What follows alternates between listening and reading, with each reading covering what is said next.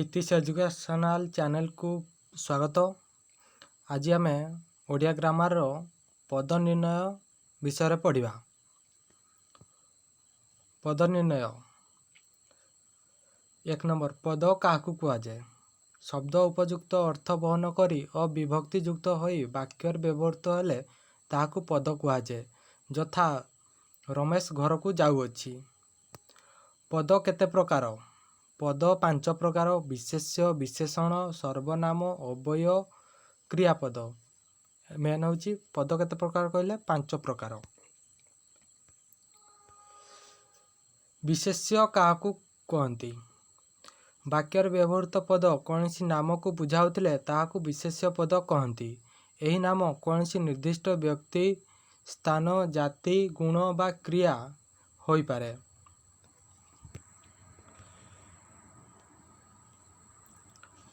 विशेष्य पद केते प्रकार और कौन कौन। विशेष्य पद विशेष्य क्या कहुए तो जानिले। क्या कहुए ना वाक्यर व्यवहृत पद कौन नाम को बुझाउथिले ताहाकू विशेष्य पद कहती। ताले विशेष्य केते प्रकार, पद केते प्रकार कौन कौन देखिबा। 1 रे होची नामवाचक विशेष्य, 2 रे जातिवाचक विशेष्य, 3 रे वस्तुवाचक विशेष्य, 4 रे गुणवाचक विशेष्य, 5 रे क्रियावाचक विशेष्य। ताले नामवाचक विशेष्य क्या कहती। जो विशेष्य पद कौनसी निर्दिष्ट व्यक्ति, पर्वत, नदी, देश, राज्य, ग्राम, सहर, मास इत्यादिर नाम को प्रकाश करे ताकू नामवाचक बा व्यक्तिवाचक विशेष्य कहुए। उदाहरण राम, पुसी, टीपू, हिमालय, काठजोड़ी, कलिकता इत्यादि। तापरे जातिवाचक विशेष्य क्या कहुए। कौनसी पद एक गोष्ठी समूह बा जाति को बुझाइले ताहाकू जातिवाचक विशेष्य कहुए। उदाहरण मनीष, पशु, पक्षी, नदी, पर्वत, छात्र इत्यादि। ताले नामवाचक विशेष्य जन को बुझाई थाए, मात्र जातिवाचक विशेष्य सही जाति समूह को बुझाई थाए। एटा मेन पॉइंट। नामवाचक विशेष्य जन को बुझाई थाए, मात्र जातिवाचक विशेष्य कहले सही जातिर समूह माने समस्त को बुझाई थाए। तापरे वस्तुवाचक विशेष्य कौन, उदाहरण सह लेख। कौनसी पद वस्तु बा पदार्थर नाम को बुझाइले ताहाकू वस्तुवाचक विशेष्य कहुए। एही वस्तु को भाग भाग कले मध्य ताहा अपरिवर्तित रहे। उदाहरण कागज, काठ, सुना, माटी इत्यादि।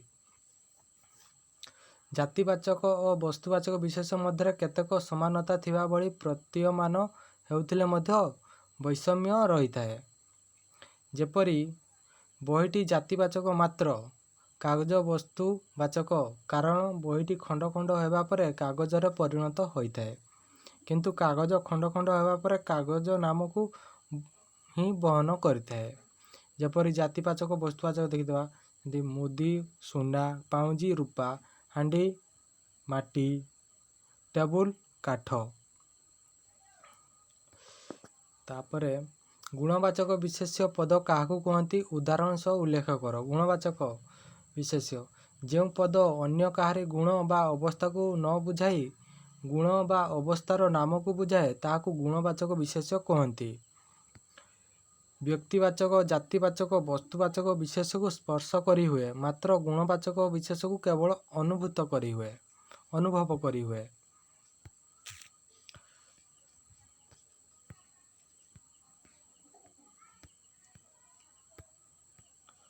तापर तार उदाहरण देखिदवा भक्ति, यौवन, साधुता, मूर्ख, गरम, दुष्टामी इत्यादि। 9 नंबर क्रियावाचक विशेष्य क्या कहती, उदाहरण सह लेख।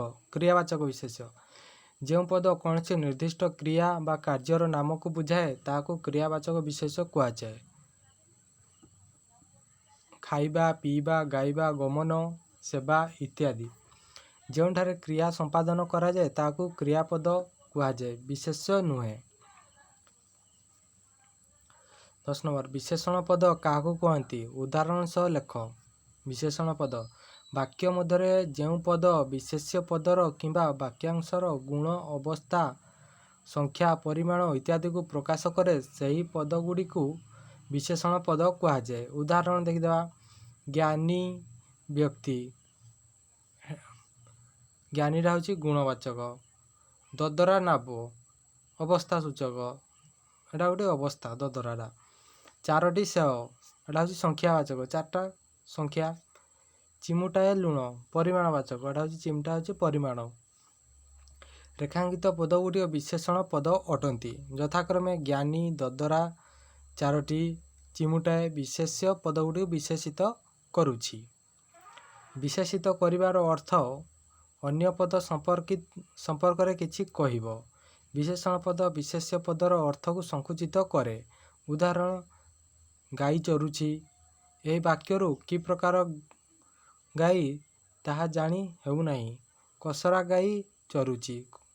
କସରା ବିଶେଷଣ ପଦରୁ ଗାଈର ବର୍ଣ୍ଣ ବିଷୟରେ ଆଭାସ ମିଳୁଛି। କସରା ଗାଈ କହିବା ସମୟରେ ଆମେ ଗାଈର କସରା ରଙ୍ଗ ବିଷୟରେ ଭାବିବା, ଅନ୍ୟ ରଙ୍ଗ ବିଷୟରେ ନୁହେଁ। 11 ନମ୍ବର, ବିଶେଷଣ ପଦ କେତେ ପ୍ରକାର? ତାପରେ ବିଶେଷଣ ପଦ କେତେ ପ୍ରକାର ଉଦାହରଣ ସହ ଲେଖ। ଫାଷ୍ଟ ଆମେ ଦେଖିଥିଲେ ବିଶେଷ୍ୟ ପଦ କେତେ ପ୍ରକାର, କ'ଣ କ'ଣ ଦେଖିଥିଲେ। ଏଇଠି ନାମବାଚକ, ବିଶେଷ, ଜାତିବାଚକ, ବସ୍ତୁବାଚକ, ଗୁଣବାଚକ, କ୍ରିୟାବାଚକ। ଆମେ ଏବେ ବିଶେଷଣ ପଦ କେତେ ପ୍ରକାର ଜାଣିବା। ବିଶେଷଣ ପଦ 6 ପ୍ରକାର। ବିଶେଷର ବିଶେଷଣ, ବିଧେୟ ବିଶେଷଣ। 3ରେ ହେଉଛି ସର୍ବନାମ ବିଶେଷଣ। 4ରେ ବିଶେଷଣର ବିଶେଷଣ। 5ରେ କ୍ରିୟା ବିଶେଷଣ। 1 ନମ୍ବର, ବିଶେଷର ବିଶେଷଣ। ଯେଉଁ ବିଶେଷଣ ପଦ ବିଶେଷ୍ୟ ପଦର ଠିକ୍ ପୂର୍ବରୁ ବ୍ୟବହୃତ ହୋଇଥାଏ ତାହାକୁ ବିଶେଷର ବିଶେଷଣ କହନ୍ତି। ଉତ୍ତର ଯେମିତି ସୁନ୍ଦର ଘର, ବୃଦ୍ଧ ବ୍ୟକ୍ତି, ଭଲ ପୁସ୍ତକ। ଏଠାରେ ରେଖାଙ୍କିତ ପଦ ସୁନ୍ଦର, ବୃଦ୍ଧ, ଭଲ ବିଶେଷଣ ପଦ ଅଟନ୍ତି। ଏଗୁଡ଼ିକ ଯଥାକ୍ରମେ ଘର, ବ୍ୟକ୍ତି, ପୁସ୍ତକ ବିଶେଷ ପଦଗୁଡ଼ିକର ପୂର୍ବରୁ ବସି ସେଗୁଡ଼ିକୁ ବିଶେଷିତ କରୁଅଛି। ତାପରେ 2 ନମ୍ବରରେ ହେଲା ଅଛି ବିଧେୟ ବିଶେଷଣ। ବିଧେୟ ବିଶେଷଣ ଯେଉଁ ବିଶେଷଣ ପଦ ବିଶେଷ୍ୟ ପଦ ପରେ ବ୍ୟବହୃତ ହେଲେ ସେହି ବିଶେଷଣକୁ ବିଧେୟ ବିଶେଷଣ କୁହାଯାଏ। ଉଦାହରଣ, ଟେବୁଲଟି ଭଙ୍ଗା, ପିଲାଟି ଭଲ। ତାହେଲେ ଏଇଠି ଦୁଇଟା ବାକ୍ୟ, ଭଙ୍ଗା ଏବଂ ଭଲ ବିଶେଷଣ ପଦ ଅଟନ୍ତି। ଏଗୁଡ଼ିକୁ ଟେବୁଲ, ପିଲାଟି ବିଶେଷ୍ୟ ପଦର ପରେ ବସି ଉକ୍ତ ବିଶେଷ୍ୟ ପଦଗୁଡ଼ିକୁ ବିଶେଷିତ କରୁଛନ୍ତି। ତେଣୁ ଏଗୁଡ଼ିକ ବିଧେୟ ବିଶେଷଣ ପଦ। ବାକ୍ୟରେ 2ଟି ଅଂଶ ଥାଏ, ଉଦ୍ଦେଶ୍ୟ ଏବଂ ବିଧେୟ। ଉଦ୍ଦେଶ୍ୟ କ'ଣ? ଯାହା ବିଷୟରେ କୁହାଯାଏ ତାହା ହେଉଛି ଉଦ୍ଦେଶ୍ୟ, ତାହା ବିଷୟରେ କୁହାଗଲା। ଏଠି ତାପରେ ବିଧେୟ। ବିଧେୟ କ'ଣ? ଉଦ୍ଦେଶ୍ୟ ବିଷୟରେ ଯାହା କୁହାଯାଏ ତାହା ହେଉଛି ବିଧେୟ। ଏଟା ମେନ୍ ପଏଣ୍ଟ। ଉଦ୍ଦେଶ୍ୟ ହେଉଛି ଯାହା ବିଷୟରେ କୁହାଯାଏ ହେଉଛି ଉଦ୍ଦେଶ୍ୟ। ତାହେଲେ ବିଧେୟ ହେଉଛି ଉଦ୍ଦେଶ୍ୟ ବିଷୟରେ ଯାହା କୁହାଯାଏ ହେଉଛି ତାହା ବିଧେୟ। 3 ନମ୍ବର, ସର୍ବନାମର ବିଶେଷଣ। ଯେଉଁ ବିଶେଷଣ ପଦ କୌଣସି ସର୍ବନାମ ପଦକୁ ବିଶେଷିତ କରେ ତାହାକୁ ସର୍ବନାମ ବିଶେଷଣ କହନ୍ତି। ଉଦାହରଣ, ତୁମେ ଚାଲାକ ଏବଂ ଆଉ ଗୋଟେ ହେଉଛି ସେମାନେ ବୀର। ଚାଲାକ ଏବଂ ବୀର ବିଶେଷଣ ପଦ, ତୁମେ ସେମାନେ ସର୍ବନାମ ପଦ। ଚାଲାକ, ବୀର ବିଶେଷଣ ପଦ, ତୁମେ ସେମାନେ ସର୍ବନାମ ପଦକୁ ବିଶେଷିତ କରୁଛନ୍ତି। 4 ନମ୍ବର, ବିଶେଷଣର ବିଶେଷଣ। ବିଶେଷଣର ବିଶେଷଣ ଯେଉଁ ବିଶେଷଣ ପଦ ଅନ୍ୟ ଏକ ବିଶେଷଣ ପଦକୁ ବିଶେଷିତ କରିଥାଏ ତାହାକୁ ବିଶେଷଣର ବିଶେଷଣ କହନ୍ତି। ତାହେଲେ ଯେଉଁ ବିଶେଷଣ ପଦ ଅନ୍ୟ ଏକ ବିଶେଷଣ ପଦକୁ ବିଶେଷିତ କରିଥାଏ ତାହାକୁ ବିଶେଷଣର ବିଶେଷଣ କହନ୍ତି। ଉଦାହରଣ ଦେଖିଦେବା। ରାମ ବହୁତ ଭଲ ରାଜା ଥିଲେ। ପୋଷାକଟି ଅତି ସୁନ୍ଦର ହୋଇଛି। ରେଖାଙ୍କିତ ବହୁତ, ଅତି ପଦ ଦୁଇଟି ବିଶେଷଣ। ଏ ଦୁଇଟି ଯଥାକ୍ରମେ ଅନ୍ୟ ବିଶେଷଣ ପଦ ଭଲ ସୁନ୍ଦରକୁ ବିଶେଷିତ କରୁଛନ୍ତି। ବାକ୍ୟରେ ଦୁଇଟି ବିଶେଷଣ ପଦ ଥିଲେ ପ୍ରଥମ ବିଶେଷଣ ପଦଟି ଦ୍ୱିତୀୟ ବିଶେଷଣ ପଦକୁ ବିଶେଷିତ କରିଥାଏ। ତାପରେ 5 ନମ୍ବରରେ ଦେଖିବା କ୍ରିୟା ବିଶେଷଣ। ଯେଉଁ ବିଶେଷଣ ପଦ କ୍ରିୟାପଦକୁ ବିଶେଷିତ କରେ ତାହାକୁ କ୍ରିୟା ବିଶେଷଣ ପଦ କହନ୍ତି। ଉଦାହରଣ, ପବନ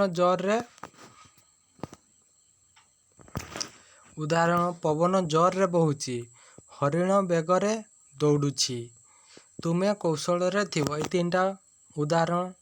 ତାହେଲେ ଏଇ ଉଦାହରଣ ଇଏରେ ରେଖାଙ୍କିତ ପଦ ହେଉଛି ଜୋରରେ, ବେଗରେ, କୁଶଳରେ। ପଦଗୁଡ଼ିକ ଯଥାକ୍ରମେ ବହୁଛି, ଦୌଡ଼ୁଛି, ଥିବ ଏହି କ୍ରିୟାପଦକୁ ବିଶେଷିତ କରୁଛି। ତେଣୁ ଏଗୁଡ଼ିକ କ୍ରିୟା ବିଶେଷଣ।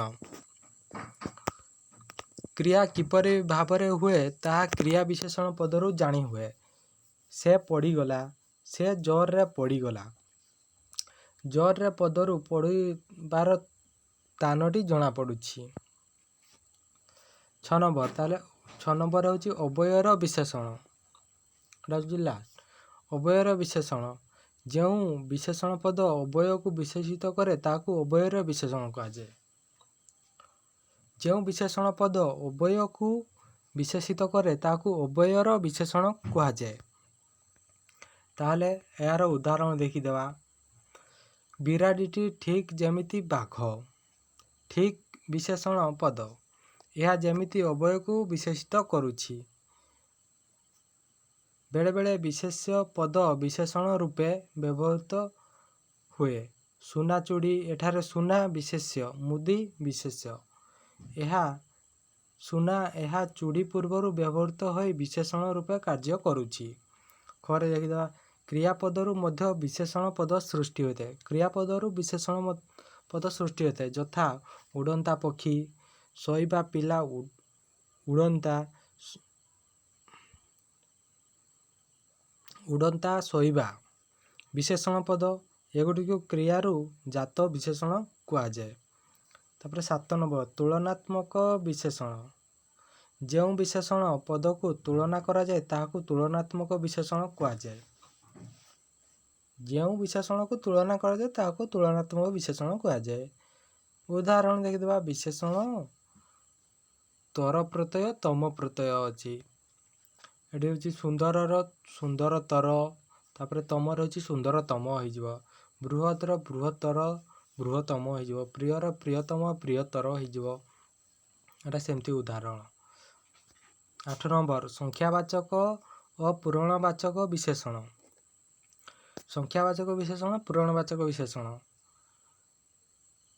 ସଂଖ୍ୟାବାଚକରେ 1, ପୂରଣବାଚକରେ ପ୍ରଥମ, 2ଟା ହେଉଛି ଦ୍ୱିତୀୟ, 3ରେ ତୃତୀୟ, 4ରେ ଚତୁର୍ଥ।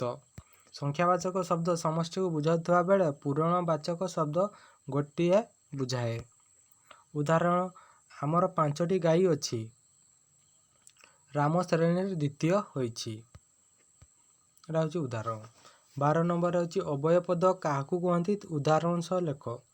ଅବୟ ପଦ ହେବେ ଲିଙ୍ଗ, ବଚନ, ପୁରୁଷ, କାଳ, ବିଭକ୍ତି ଭେଦରେ ଯେଉଁ ପଦର କୌଣସି ପରିବର୍ତ୍ତନ ହୁଏ ନାହିଁ ତାହାକୁ ଅବୟ ପଦ କହନ୍ତି। ତାହେଲେ ଅବୟ ପଦର ପ୍ରକାର ଭେଦ ଦେଖିଦେବା। ସଂଯୋଜକ ଅବୟ ଓ, ଏବଂ, ଆହୁରି, ପୁଣି, ଆଉ, ମଧ୍ୟ, କି ଇତ୍ୟାଦି। 2 ହେଉଛି ବିଯୋଜକ ଅବୟ କିନ୍ତୁ, ମାତ୍ର, ଅଥଚ, ତଥାପି, ବା, ଅବା, ଅଥବା, କିମ୍ବା, ନତୁବା ଇତ୍ୟାଦି। 3 ହେଉଛି ପଦାନ୍ୱୟୀ ବିନା, ପ୍ରତି, ଅପେକ୍ଷା, ସହିତ, ପରି, ତୁଲ୍ୟ, ପର୍ଯ୍ୟନ୍ତ, ନିମିତ୍ତ, ଅବଧି ଇତ୍ୟାଦି। 4ରେ ପ୍ରଶ୍ନସୂଚକ ଅବୟ କିଆଁ, କିମ୍ପାଇଁ, କି, କାହିଁକି, ପରା, ଟି ଇତ୍ୟାଦି। 5ରେ ହେଉଛି ସମୟ ସୂଚକ ଏହିକ୍ଷଣି, ସର୍ବଦା, ସମ୍ପ୍ରତି, ଯେବେ, କେବେ, ତେବେ, ଏବେ ଇତ୍ୟାଦି। ସମୟ ସୂଚକ ଏହିକ୍ଷଣି, ସର୍ବଦା, ସମ୍ପ୍ରତି, ଯେବେ, କେବେ, ତେବେ, ଏବେ ଇତ୍ୟାଦି। 6ରେ ସମ୍ଭାବନା ସୂଚକ ଯଦି, ଯେବେ, ଯଦ୍ୟପି, କାଳେ ଇତ୍ୟାଦି। 7ରେ ହେଉଛି ନିଷେଧାର୍ଥକ ନ, ନା, ନି, ନାହିଁ, ନଚେତ୍ ଇତ୍ୟାଦି। 8ରେ ହେଉଛି ବିପସାର୍ଥକ ବାରମ୍ବାର, ପୁନର୍ବାର, ପୁନଃ ପୁନଃ, ମୁହୁର୍ମୁହୁ ଇତ୍ୟାଦି। 9ରେ ହେଉଛି ସାଦୃଶ୍ୟବାଚକ ଯଥା, ତଥା, ଯେପରି, ପ୍ରାୟ, ଯେମନ୍ତ ଇତ୍ୟାଦି। 10ରେ ହେଉଛି ସମ୍ବୋଧନ ସୂଚକ। ସମ୍ବୋଧନ ହେଉଛି ଲ, ଆଲ, ରେ, ଆରେ, ଗୋ, ଆଗେ, ଆବେ ଇତ୍ୟାଦି। 11 ହେଉଛି ନିଶ୍ଚୟବୋଧକ ନିଶ୍ଚୟ, ନିତାନ୍ତ। 12ରେ ହେଉଛି ଭାବବାଚକ ଆନନ୍ଦ, ବିଷାଦ, ଘୃଣା ଆଦି ଭାବ ଇତ୍ୟାଦି ବ୍ୟବହୃତ ଆହା, ଓହ, ଛି, ଧେତ୍, ହୁଁ, ହୁଁ, ବା, ସାବାସ୍ ଇତ୍ୟାଦି। 13ରେ ହେଉଛି ହେତୁବୋଧକ ଯେଣୁ, ସୁତରାଂ, ଅତଏବ। 14ରେ ହେଉଛି ଶବ୍ଦାନୁକାରୀ ଠୋ, ଠୋ, ଠନ୍, ଠନ୍, ଝଣ୍, ଝଣ୍, ପେଁ, ପେଁ ଇତ୍ୟାଦି। ତାପରେ ହେଉଛି 13 ନମ୍ବର ହେଉଛି କ୍ରିୟାପଦ କାହାକୁ କୁହାଯାଏ। କ୍ରିୟାପଦ କାହାକୁ କୁହାଯାଏ? ବାକ୍ୟର ଯେଉଁ ପଦକୁ କୌଣସି କାର୍ଯ୍ୟ ସମ୍ପନ୍ନ ହେବାକୁ ବୁଝାଏ ତାହାକୁ କ୍ରିୟାପଦ କୁହନ୍ତି। ପ୍ରତ୍ୟେକ କ୍ରିୟାର ମୂଳପିଣ୍ଡ ଥାଏ। ଏହି ମୂଳପିଣ୍ଡକୁ ଧାତୁ କୁହାଯାଏ। ଧାତୁରେ ବିଭିନ୍ନ ପ୍ରକାର ପ୍ରତ୍ୟୟ, କାଳସୂଚକ, ବଚନସୂଚକ, ପୁରୁଷସୂଚକ, ସମ୍ଭାବନା ସୂଚନା ପ୍ରଭୃତି ଯୋଗ କରାଯାଇ କ୍ରିୟାପଦ ସୃଷ୍ଟି ହୋଇଥାଏ। କ୍ରିୟାପଦ ବାକ୍ୟର ଏକ ମୁଖ୍ୟ ଅଂଶ ହୋଇଥାଏ। ଉଦାହରଣ ହରି ଯାଉଛି, ଯା ଯୁକ୍ତ ଉଚ୍ ଯୁକ୍ତ ଇ ଯାଉଛି। ସୀତାର ନାଚ ଦେଖିବା, ଦେଖ ଯୁକ୍ତ ଇ ଯୁକ୍ତ ଅ ଦେଖିବା। 14 ନମ୍ବର ସମାପିକା କ୍ରିୟା ଓ ଅସମାପିକା କ୍ରିୟା କାହାକୁ କୁହାଯାଏ? ଉଦାହରଣ ଲେଖ। ସମାପିକା କ୍ରିୟା କାହାକୁ କୁହାଯାଏ? ଦେଖିଦେବା। ସମାପିକା କ୍ରିୟା ଯେଉଁ କ୍ରିୟାର ପ୍ରୟୋଗ ଦ୍ୱାରା ବାକ୍ୟର ଅର୍ଥ ସମ୍ପୂର୍ଣ୍ଣ ରୂପେ ପ୍ରକାଶ ପାଏ ତାହାକୁ ସମାପିକା କ୍ରିୟା କୁହାଯାଏ। ଉଦାହରଣ ମୁଁ ବାଟ ଦୌଡ଼ିଲି। ଅସମାପିକା କ୍ରିୟା କାହାକୁ କୁହାଯାଏ? ଯେଉଁ କ୍ରିୟାର ପ୍ରୟୋଗ ଦ୍ୱାରା ବାକ୍ୟର ଅର୍ଥ ସମ୍ପୂର୍ଣ୍ଣ ରୂପେ ପ୍ରକାଶ ପାଏ ନାହିଁ ତାହାକୁ ଅସମାପିକା କ୍ରିୟା କୁହାଯାଏ। ଉଦାହରଣ ହେଉଛି ପିଲାଟି ଯାଉ ଯାଉ ପଡ଼ିଗଲା। ଗୋଟିଏ ବାକ୍ୟରେ ଦୁଇଟି କ୍ରିୟା ଥିଲେ ପ୍ରଥମେ ଘଟୁଥିବା କ୍ରିୟାଟି ଅସମାପିକା କ୍ରିୟାର ରୂପ ନିଏ। କର୍ତ୍ତା ପରିବର୍ତ୍ତନ ହେଲେ ମଧ୍ୟ ଅସମାପିକା କ୍ରିୟାର ରୂପ ବଦଳେ ନାହିଁ। କର୍ତ୍ତା ବଦଳିଲେ ସମାପିକା କ୍ରିୟାର ରୂପ ପରିବର୍ତ୍ତନ ହୁଏ। କାରଣ ସମାପିକା କ୍ରିୟା ଗଠନରେ ଧାତୁ ସହିତ ପୁରୁଷବାଚକ, ବଚନସୂଚକ ଓ କାଳସୂଚକ ପ୍ରତ୍ୟୟ ଯୋଗ ହୋଇଥାଏ। ସୁତରାଂ ପୁରୁଷବଚନ ଓ କାଳ ବଦଳିଲେ ସମାପିକା କ୍ରିୟାର ରୂପ ବଦଳେ। 15 ନମ୍ବର ସକର୍ମକ କ୍ରିୟା ଓ ଅକର୍ମକ କ୍ରିୟା କାହାକୁ କୁହାଯାଏ? ସକର୍ମକ କ୍ରିୟା ଓ ଅକର୍ମକ କ୍ରିୟା ଯେଉଁ କ୍ରିୟାର କର୍ମ ଥାଏ ତାହାକୁ ସକର୍ମକ କ୍ରିୟା କୁହାଯାଏ। ଉଦାହରଣ ହରି ନଦୀରେ ପହଁରୁଛି। ଏହି ବାକ୍ୟରେ ପହଁରୁଛି କ୍ରିୟାର କର୍ମ ନଦୀ।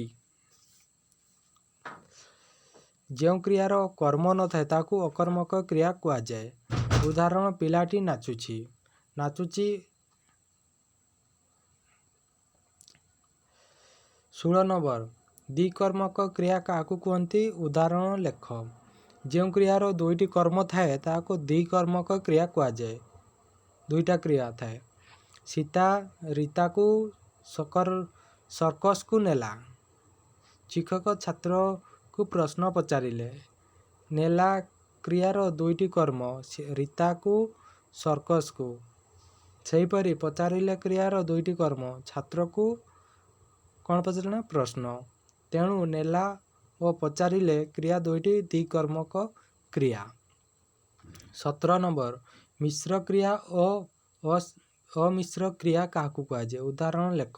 ଏକାଧିକ କ୍ରିୟାର ମିଶ୍ରଣରେ ଗଠିତ କ୍ରିୟାକୁ ମିଶ୍ର କ୍ରିୟା କୁହାଯାଏ। ଉଦାହରଣ ତୁମେ ମନ୍ଦିର ଦର୍ଶନ କଲ। ସମସ୍ୟାଟି ସମାହିତ ହେଲା।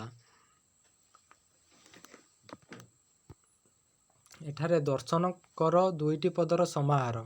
ଦର୍ଶନ କ୍ରିୟାବାଚକ ବିଶେଷ୍ୟ, 2ରେ ହେଉଛି କର କ୍ରିୟାପଦ। ସମାହିତ ହେଲା ଦୁଇଟି ପଦର ସମାହାର। 1ରେ ସମାହିତ, 2ରେ ହେଲା। ଦୁଇଟି ପଦର ମଧ୍ୟରୁ ଦ୍ୱୟ କ୍ରିୟାଟି କାଳ, ବଚନ, ପୁରୁଷ ବାଚକ ପ୍ରତ୍ୟୟ ଗ୍ରହଣ କରେ। ଏକମ ପଦଟି ବିଶେଷ ପଦ ହୋଇଥିଲେ ଦ୍ୱିତୀୟ ପଦଟି କର ଧାତୁର କ୍ରିୟା ଏବଂ ପ୍ରଥମ ପଦଟି ବିଶେଷଣ ପଦ ହୋଇଥିଲେ ଦ୍ୱିତୀୟ ପଦଟି ହ ଧାତୁ ନିଷ୍ପନ୍ନ କ୍ରିୟା ହୋଇଥାଏ। 18 ନମ୍ବର ନାମ ଧାତୁ କାହାକୁ କୁହନ୍ତି? ଉଦାହରଣ ସହ ଲେଖ। ବିଶେଷ୍ୟ ଓ ବିଶେଷଣ ପଦରେ ଇବା, ଏଇବା, ଆଇବା ଇତ୍ୟାଦି ଯୋଗ କରି ଯେଉଁ ସବୁ ଧାତୁ ଗଠିତ ହୁଏ ତାହାକୁ ନାମ ଧାତୁ କୁହାଯାଏ। ଦେଖିଦେବା ବିଶେଷ୍ୟ ପଦ ଏବଂ ନାମ ଧାତୁ। ଆଗ ରହୁଛି ଆଗେଇବା, ଆଗଟା ହେଉଛି ବିଶେଷ୍ୟ ପଦ ହେଲେ ଆଗେଇବାଟା ହେଉଛି ନାମ ଧାତୁ ହେବ। କାଖର କାଖେଇବା, ଗାଲର ଗାଲେଇବା, ଗଦାର ଗଦେଇବା ଇତ୍ୟାଦି। ତାପରେ ନାମ ଧାତୁ କ୍ରିୟାକୁ ଶବ୍ଦ କ୍ରିୟା ମଧ୍ୟ କୁହାଯାଏ। 19 ନମ୍ବର ହେଉଛି ଗୋଟିଏ ପଦକୁ କିପରି ଭିନ୍ନ ଭିନ୍ନ ପଦରେ ବ୍ୟବହାର କରାଯାଏ ଉଦାହରଣ ଲେଖ। ତାହେଲେ ବିଶେଷ୍ୟ ବିଶେଷଣ କ୍ରିୟା ତେଲର ତେଲିଆ ତେଲେଇବା ଇତ୍ୟାଦି, ପାଉଁଶର ପାଉଁଶିଆ ପାଉଁଶେଇବା, ଗନ୍ଧର ଗନ୍ଧିଆ ଗନ୍ଧେଇବା ଇତ୍ୟାଦି। ଆଉ 20 ବିଶେଷ୍ୟ ପଦରେ ଯୋଗ ହୋଇଥିବା କେତୋଟି ପ୍ରତ୍ୟୟ? ଇ ପ୍ରତ୍ୟୟ, ଅନ୍ ପ୍ରତ୍ୟୟ, ଅଣ ପ୍ରତ୍ୟୟ, ତା ପ୍ରତ୍ୟୟ, ତ୍ୱ ପ୍ରତ୍ୟୟ, ଆମି, ଆଣ, ଆଣି ଇତ୍ୟାଦି ଦେଖିଦେବା। ଫାଷ୍ଟ ହେଉଛି ଇ ପ୍ରତ୍ୟୟ ବିଶେଷ ପଦରେ ଯୋଗ ହୋଇଥିବା ପ୍ରତ୍ୟୟ। ଇ ପ୍ରତ୍ୟୟ ଫାଷ୍ଟ ଦେଖିବା ହେଉଛି ଶାନ୍ତି, ପ୍ରୀତି, ଭକ୍ତି, ମୁକ୍ତି, ପ୍ରାପ୍ତି, ସ୍ମୃତି ଇତ୍ୟାଦି। ଅନ୍ ପ୍ରତ୍ୟୟ ହେଉଛି ଗଠନ, ଶୟନ, ଭୋଜନ, ପତନ, ଗମନ ଇତ୍ୟାଦି। ଅଣ ପ୍ରତ୍ୟୟ ହେଉଛି ରାବଣ, ମରଣ, ବରଣ, ଝାଡ଼ଣ ଇତ୍ୟାଦି। ତା ପ୍ରତ୍ୟୟ ହେଉଛି ଶଠତା, ଆକୁଳତା, ସମତା, ମଧୁରତା ଇତ୍ୟାଦି। ତ୍ୱ ପ୍ରତ୍ୟୟ ହେଉଛି ଗୁରୁତ୍ୱ, ଲଘୁତ୍ୱ, ଶ୍ରେଷ୍ଠତ୍ୱ ଇତ୍ୟାଦି। ଆମି ପ୍ରତ୍ୟୟ ହେଉଛି ପାଗଳାମି, ଭଣ୍ଡାମି, ଠକାମି ଇତ୍ୟାଦି। ଆଣ ପ୍ରତ୍ୟୟ ହେଉଛି ମିଶାଣ, ଫେଡ଼ାଣ, ଉଠାଣ, ବନ୍ଦାଣ ଇତ୍ୟାଦି। ଆଣି ପ୍ରତ୍ୟୟ ହେଉଛି ଛନ୍ଦାଣି, ଖଟଣି, ବୁଲାଣି, ଚଳଣି ଇତ୍ୟାଦି। ତାପରେ ହେଉଛି ବିଶେଷ୍ୟ ପଦରୁ ବିଶେଷଣ ପଦ ପ୍ରତ୍ୟୟ ଯୋଗ କରି, ତାହେଲେ ତ ପ୍ରତ୍ୟୟ ହେଉଛି ବିଶେଷ ପଦରୁ ବିଶେଷଣ ପଦ ପ୍ରତ୍ୟୟ ଯୋଗ କରି। ତ ପ୍ରତ୍ୟୟ ହେଉଛି ଦାନ, ଦତ୍ତ, ଅଧିକାର, ଅଧିକୃତ, ଅନୁରାଗ, ଅନୁରକ୍ତ, ପଠନ, ପଠିତ। ଇ ପ୍ରତ୍ୟୟ ହେଉଛି ଦାନ, ଦାନୀ, ପାପର ପାପୀ, ଦେଶର ଦେଶୀ, ଦୁଃଖର ଦୁଃଖୀ, ସୁଖର ସୁଖୀ, ଧନର ଧନୀ ଇତ୍ୟାଦି। ଇକ୍ ପ୍ରତ୍ୟୟ ହେଉଛି ସଂସାର, ସାଂସାରିକ। ଇକ୍ ପ୍ରତ୍ୟୟ ଯୋଉଟା ପ୍ରସଙ୍ଗ, ପ୍ରାସଙ୍ଗିକ, ଅଞ୍ଚଳ, ଆଞ୍ଚଳିକ। ଇକ୍ ପ୍ରତ୍ୟୟ ଇତିହାସ, ଐତିହାସିକ, ଭୂଗୋଳ, ଭୌଗୋଳିକ। ୟ କିମ୍ବା ଜ ପ୍ରତ୍ୟୟ ମୁଖ, ମୁଖ୍ୟ, ଅଷ୍ଟ, ଅଷ୍ଟ୍ୟ, ପାଦ, ପାଦ୍ୟ, ଦମ୍ପତି, ଦାମ୍ପତ୍ୟ, କଣ୍ଠ, କଣ୍ଠ୍ୟ। ଇଆ ପ୍ରତ୍ୟୟ ଓଜନ, ଓଜନିଆ। ଇଆ ପ୍ରତ୍ୟୟ ଯୋଉଟା ଗନ୍ଧ, ଗନ୍ଧିଆ, କପାଳ, କପାଳିଆ, ଚାଉଳ, ଚାଉଳିଆ ଇତ୍ୟାଦି। ଉଆ ପ୍ରତ୍ୟୟ ହେଉଛି ପାଠର, ପାଠୁଆ, ବାଣର, ବାଣୁଆ, ନାକର, ନାକୁଆ, ନାଟର, ନାଟୁଆ। ଇତ୍ ପ୍ରତ୍ୟୟ ହେଉଛି ଅଭିଳାଷ, ଅଭିଳଷିତ, ତୃଷାର, ତୃଷିତ, କଳୁଷର, କଳୁଷିତ, ସମାନର, ସମ୍ମାନିତ। ଇଳ ପ୍ରତ୍ୟୟ ଫେନର, ଫେନିଳ, ଜଟାର, ଜଟିଳ, ପଙ୍କର, ପଙ୍କିଳ ଇତ୍ୟାଦି। ତାପରେ ସର୍ବନାମ ପଦ। ସର୍ବନାମ ପଦ। ସର୍ବନାମ ପଦ କାହାକୁ କୁହାଯାଏ? କାହାକୁ କୁହନ୍ତି?